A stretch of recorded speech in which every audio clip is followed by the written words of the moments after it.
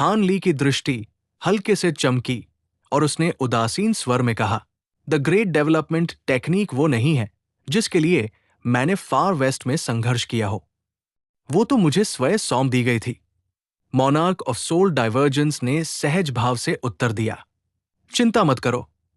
वर्तमान 1000 bamboo school अब मेरे व्यक्तिगत शिष्यों की वंश परंपरा के नियंत्रण में नहीं है।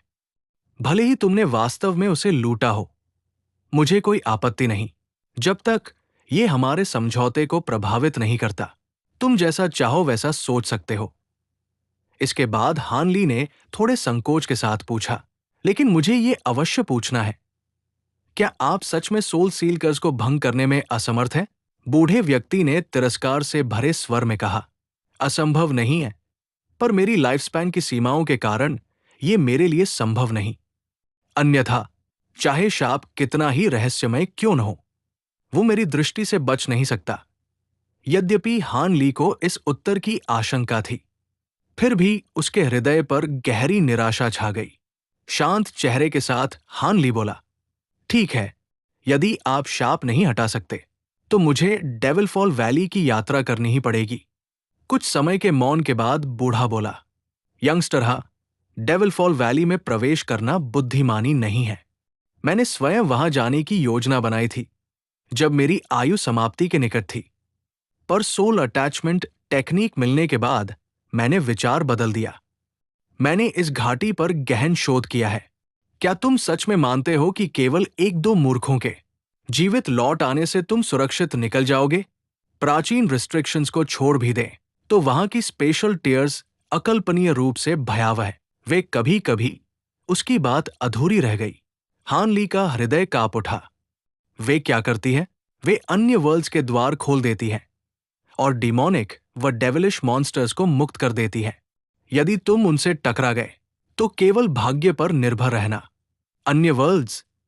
हान ली ने घबराकर पूछा, स्पिरिट रियल्म, इमॉर्टल रियल्म और अंडरवर्ल्ड के अतिरिक्त भी? मोनार्क ऑफ सोल डाइवर्जेंस ने शांत स्वर में समझाया, एक प्राचीन ग्रंथ में इसका उल्लेख है। इमॉर्टल रियल्म का हमारे मॉर्टल वर्ल्ड से कोई संबंध नहीं।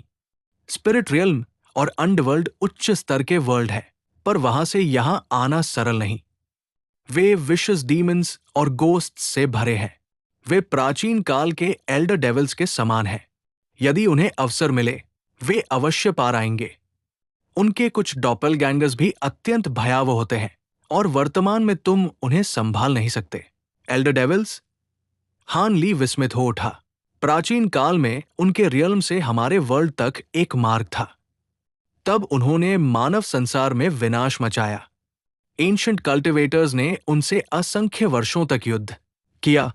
अंतः संख्या के बल पर उन्हें पराजित किया गया, किंतु कैजुअल्टीज अनगिनत थी। अनेक एंशिएंट टेक्निक्स और स्पिरिट बीस्ट्स नष्ट हो गए।